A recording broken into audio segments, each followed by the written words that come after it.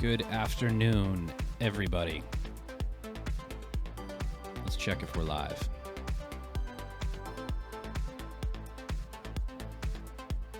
And we are. Wonderful. Let's bring our dead mouse down a little bit.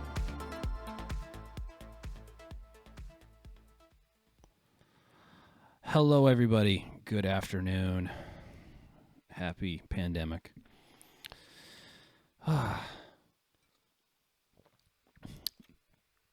always have trouble with these solo podcasts because I usually like to interact with somebody and have a conversation, have a guest on and talk about something that hopefully you find interesting, or myself or the guest will find interesting.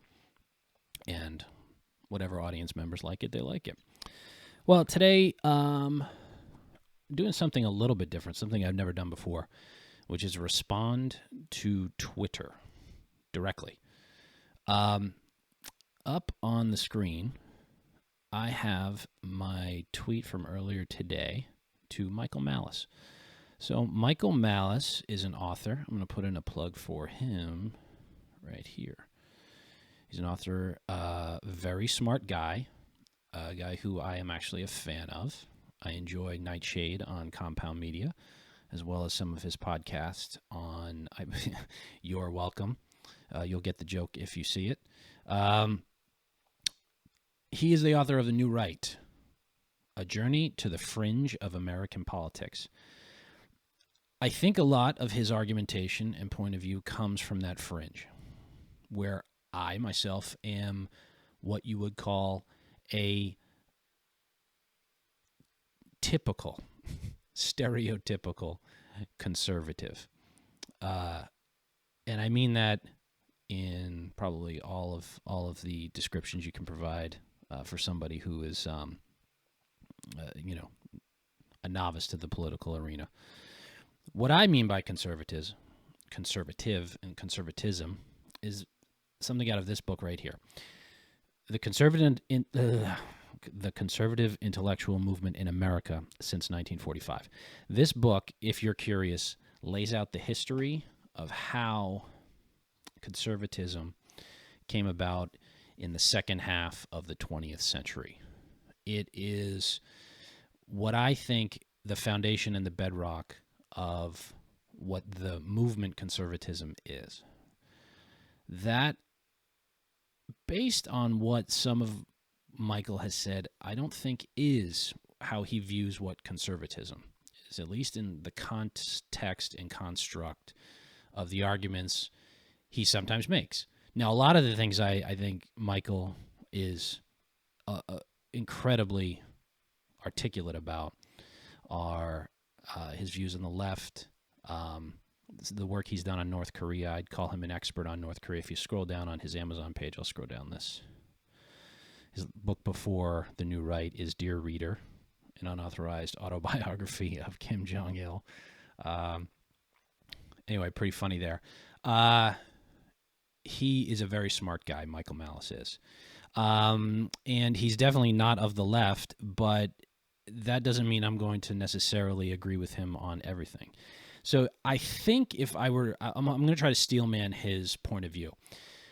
Michael, from what I've heard, is a narco-capitalist, I think. If I'm wrong, please correct me if you can sum it up in one sentence or a phrase. What that, in my mind, means is that his philosophical worldview is philosophically parasitic. And I say that not as an insult. I don't say that as demeaning or anything like that. But I don't believe people who subscribe to that philosophy would be able to subscribe to that philosophy if it weren't for the inherent structures, the institutions that conservatism, American modern intellectual conservatism, provides for them. I'll get into that in a second.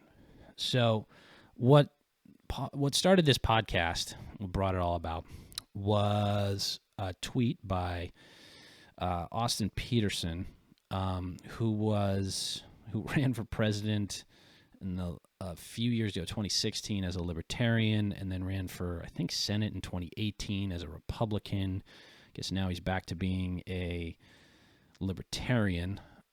Some of you may know my thoughts on libertarianism. Again, philosophically parasitic. So anyway, he tweeted this in quotes: "Conservatism is progressivism driving the speed limit," unquote, Michael Malice. No, it's not. No, it's not. If you redefine conservatism in your own context, if you redefine it as anything that is not anarcho-capitalism, then sure, you can graft anything that's not what I say is progressivism. Now, is Michael saying that directly? No, but he's kind of doing that and giving a little bit of an either-or situation that supports his argument, even though there's a lot more nuance and complexity to it. So I'm not a particular fan of conflating what conservatism is and in terms of what it means to be against progressivism and not of the left. Now, if this is making any sense to any of you, good. I'm happy about that. But if you'd like clarification, let me just say for the record, I would love to talk to Michael Malice one-on-one in a conversation about all this kind of stuff. I think it's very interesting. Other people may not. If he's ever in Boston, he's welcome to come on this podcast. He is inviting a friend of mine on his podcast, I think, when all this stuff is lifted. Perhaps I'll message him or send him a quick note. My friend was actually on the recent episode. So I would love to talk to him more in depth about this because I think it deserves attention and a full airing. So conservatism is progressivism driving the speed limit. Well, okay. Let me try to dissect what I think he's saying here. It's basically everything that is baked into what modern progressivism is. Conservatives have done a very poor job of stopping it and or putting together a counter argument that would say, no, this is a bad idea. Because after I told Michael on Twitter that no, it isn't, he did respond, which is cool because he does that. Let me scroll through it. Sorry. This is why I can't stand Twitter. Sometimes it leaves things out, sometimes it includes things. So anyway, I replied to him, and he replied back. He said, okay, which of these progressive achievements are you willing to abolish and or going to rationalize as having been conservative all along? Okay, well, those aren't my only choices.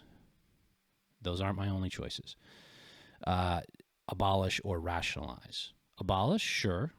Modify, scale back dramatically. Rationalize is that they were conservative all along. Well, no. But maybe yes, that they are conservative in certain terms. Conservatism, and probably do a drinking game, the amount of times you could say this in one podcast. Conservatism is, in a nutshell, is adhering to the United States Constitution as it was laid out with an originalist meaning, emphasis on the 10th Amendment, the articles that lay out that the powers not laid out in the Constitution are delegated to the states or relegated to the states. Excuse me. So to say that you either abolish something or rationalize it is a false choice. Michael gives some examples here: Social Security, international military force, anti-discrimination laws, public schooling, antitrust laws, income tax, Medicare, Medicaid, and gay marriage. So those are pretty good issues to discuss regarding what they may mean for conservatism compared to being a progressive measure that was implemented for the entire society. But let's understand something first. Let's not conflate a political loss with what conservatism stands for. And that's important because conservatism in the modern context really only took hold in the Republican Party, I'd say since 1980, when Ronald Reagan won. Prior to that, it was a fringe factional movement coming out of World War II and the New Deal, especially the New Deal, and the response to federal government overreach. FDR going for an unprecedented third term. Prior to that, the massive change and consolidation at the federal level by Woodrow Wilson. So that led up to the second half of the 20th century, modern conservatism, and then finally taking a foothold in a political party, the Republican Party, in the 1980s. However, it still didn't overtake the entire party. It didn't become a conservative party. Now, remember, Ronald Reagan's vice president was George Herbert Walker Bush. He was not a conservative.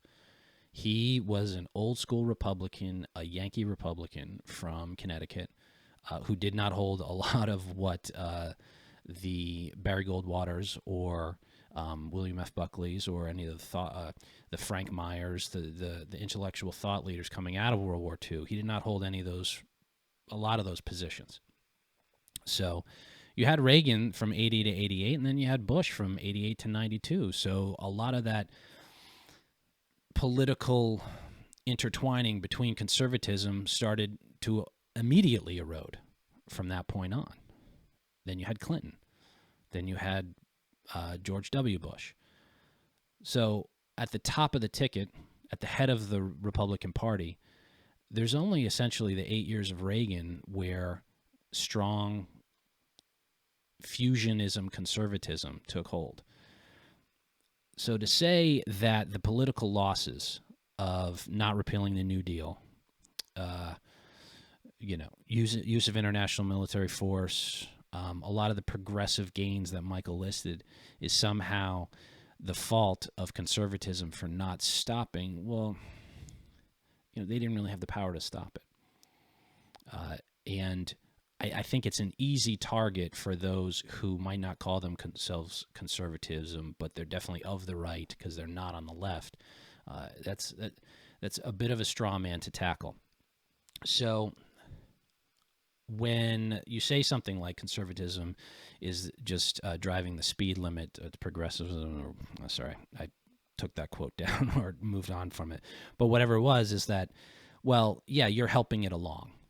You're just helping it along at a normal pace. Well, no, they're not. No, they're not. Those who call themselves conservatives would wholly and summarily disagree with that. And let's get into the concrete examples. So, unlike I think what I've heard Michael speak on quite a few things, being conservative doesn't mean no laws. I've heard Michael talk about like private police forces and why do you need the government to do this? Why do you need the government to do that? That is a step back. Conservatism is a step back from where his point of view is. So I think he's grafting a lot of his viewpoint onto conservatism and making it, again, a bit of a false choice. But correct me if I'm wrong. It doesn't mean no laws, but it means laws within a construct, and that construct is the United States Constitution. So if we want to get into the first one, Social Security. So abolish and or rationalize it being conservative. It's neither. Abolish for me. But again, a political loss by Republicans doesn't necessarily mean, or a political inability to roll back Social Security does not mean that conservatism supports the unfettered growth or entrenchment of Social Security. And I think you saw that a lot during the 80s and 90s when there was try to be reform, move it, and privatize it and things like that. They failed. But if you fail, are you helping it along? No, it means you didn't get the votes and you lost elections. We'll get into 2016 to 2018 in a second. So For Social Security, let me tell you what I would do when I ran for United States Congress, because I don't just talk about this stuff. I try to do things. I try to get involved and make an argument and make a case for why the worldview I subscribe to is better than progressivism and liberalism. When I tried to run for United States Congress, I had an idea to allow people who save for their retirement to collect their retirement tax-free. In return, on an annual basis, year to year, they would not receive their Social Security benefits. Now, say that law went into place, right? Say that law went into place. Am I driving the speed limit on Social Security? I'm certainly not going over the speed limit, but if I'm reforming it, pulling back on it, allow people to keep more of their money that they earned, am I slowing it down? Yeah, I am. Am I starting to go in reverse? Yeah, I am. So it's not as I saw him going today. It's not as binary a choice as abolish it immediately or you're enabling it, rationalizing it. No. So that's one, Social Security. International military force. Now, international military force is an interesting one because coming out of the Iraq War, there is a lot of conflicting feelings about what the role of the U.S. military is in the world. But you got to go back a few decades. Coming out of World War II, 50 million people were killed across the globe. And that was the most amount of people ever killed in a conflict ever. Massive, massive, massive amounts of death and destruction. The people that lived through that are grandparents, my grandparents, and those who were involved at the highest levels of government and those who would go on to run organizations like the CIA coming out of the OSS wanted to not have that happen again. Immediately after World War II, you had a communist threat, a communist expansion. You had the Soviet Union, which Michael knows. I don't need to explain that to Michael. Michael knows that well about, but fully well. But you have to understand that for the audience, that's baked into the calculus of what's brought us today, that machine that kept going, that Dwight Eisenhower warned people about. So 50 million dead. You had the spread of communism right then. You had the Korean War right after World War II because people were so deathly afraid of what communism entailed and the totalitarian aspects of it and the brutal regimes that were resulting from communism, that if you're coming out, if you're 6 years, 7 years, 8 years out of World War II, you've seen hundreds of your fellow citizens die in one of the bloodiest battles in human history.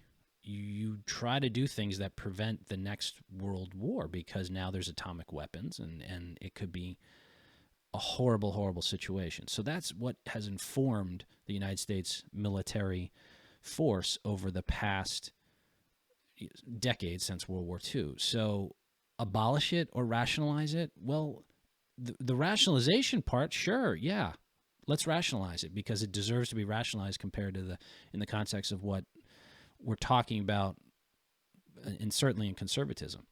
Because conservatism for decades wanted to fight the communists. Yes, they should fight the communists. They did, and they should have, and they advocated for policies that did that. Now, some of them went awry. Korea stopped the communist expansion from north into south, or at least held the south. Vietnam was not successful, but our Cuban intervention was not successful. But that goes to show you the power and the strength of what we were up against.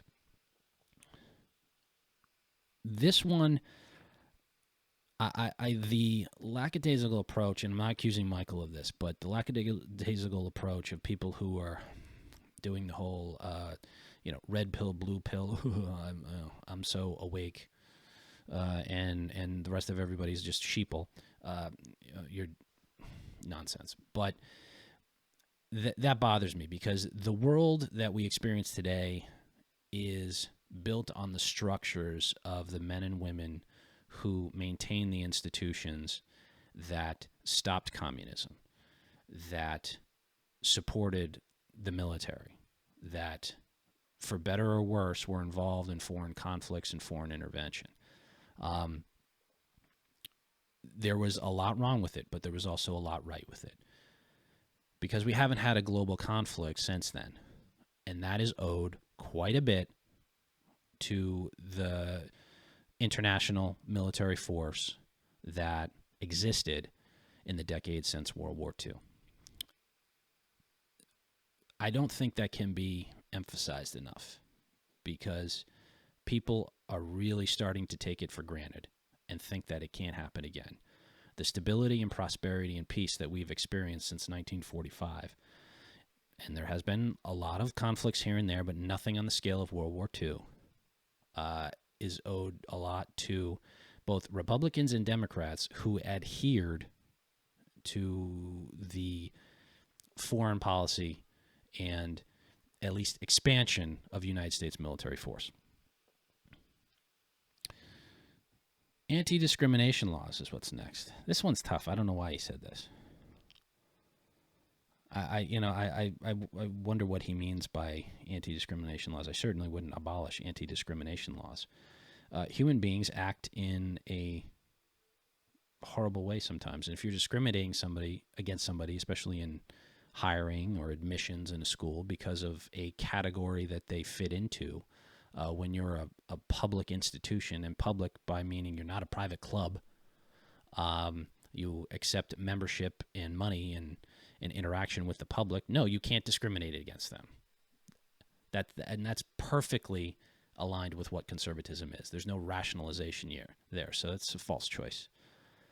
Public schooling. Well, if any state wants to decide, if any state, municipality, locality wants to collect taxes, build schools, and educate the children within that municipality, state, or locality, then they can do so. And there's nothing non-conservative about that. That's perfectly conservative. Conservatives have always advocated for local control of their government, which is exactly what schools should be and how they should be run. It's the federalization of it that's the problem. So again, you wouldn't abolish it. That's a false choice. And it's not a rationalization. The term rationalization, or rationalize as having been conservative all along, is not a rationalization. It exists. Again, the construct is the United States Constitution, federalism. The states, localities, municipalities make the choice. So some of this stuff I get a little irked about, but I appreciate the discussion from Michael. Second, or keep going here, antitrust laws. Antitrust laws, I forget what I said if I'd abolished that, or rationalize, because I responded to him one or the other to keep, I guess, the conversation going. I think as long as there's protections for small companies and competition, then yes, antitrust laws as they exist, is saying a company can't be as big as it is, are ridiculous. But and we're even seeing that now with the tech monopolies. As long as competition is allowed to thrive, there doesn't need to be antitrust laws. Medicare, Medicaid, again, what keeps, I guess, a modern society together is some level of welfare and safety net. Now, the conservative movement, especially in the 50s and 60s, saw the state-level expansion of welfare payments, Medicaid, Medicare through the 70s. Medicare through the 60s, Medicaid expansion through the 70s and 80s. And you had the concept of the welfare queens and unfettered welfare by each state and at the federal programs as well. Now, this one is the bottom line is, if people are in extreme poverty and they don't have the money to pay for medical care, they won't get medical care. I think you should definitely be able to do that on a state-by-state level. The state of New York, the state of Massachusetts wants to engage in a healthcare program for people who are in poverty. They can do so. Is that conservative, and would conservatives support it? No, it's probably not conservative. And would the conservatives support it? Probably not, but it exists. You know what? Maybe that's the one list of 1, 2, 3, 4. He listed 8. That's the one where it's just a straight one in the loss column for conservatives. There's not much of a rationalization. If you want to say conservatives flip-flopped on it, sure, you win that one. Gay marriage, I'm not sure what he actually meant by here. Abolish or rationalize as conservative all along. I mean, the government shouldn't be involved in marriage, but it's a contract, and you have to adhere to contracts equally, and it is part of the Constitution that you have equal protection under the laws. So if you want to make a law that says 2 men, 2 women can get married, then fine, as long as you do it under the construct of both the state constitution and provide to protect the rights under the federal constitution. This isn't very hard. Now, I don't know. 25 minutes on this. Oh, it's way too long. Anyway, I want to close that saying that, Michael, I love to discuss this with you because I'm probably have misinterpreted some of your argumentation, and if so, I apologize in advance. I would like to get what you actually think about each of these things, because you are right on a whole host of issues, but I think you're wrong on others, and I'd like to have that discussion. I think it would be worthwhile for an audience to hear. And just so if you know, I don't know if Michael responds to this or tweets it or whatever, I've always tried to have liberals and progressives on my podcast, and have so if you go back into the past episodes, especially on YouTube, I've had some hardcore progressives on. I've treated them respectfully, and we've had good conversations. So I like the challenge of debating somebody who I don't necessarily agree with. I think it's valuable and interesting and entertaining, and hopefully Michael feels the same way. So anyway, that's it. I'm a fan. I'm going to do my Anthony Cumia impression and have a bud. Have a good afternoon. Maybe I'll shoot some more. I'm going to do some more podcasts since I got it all set up about coronavirus and China and all that good stuff. But for now, I will leave you to your afternoon. Have a great Saturday night. Stay safe and be well. Take care.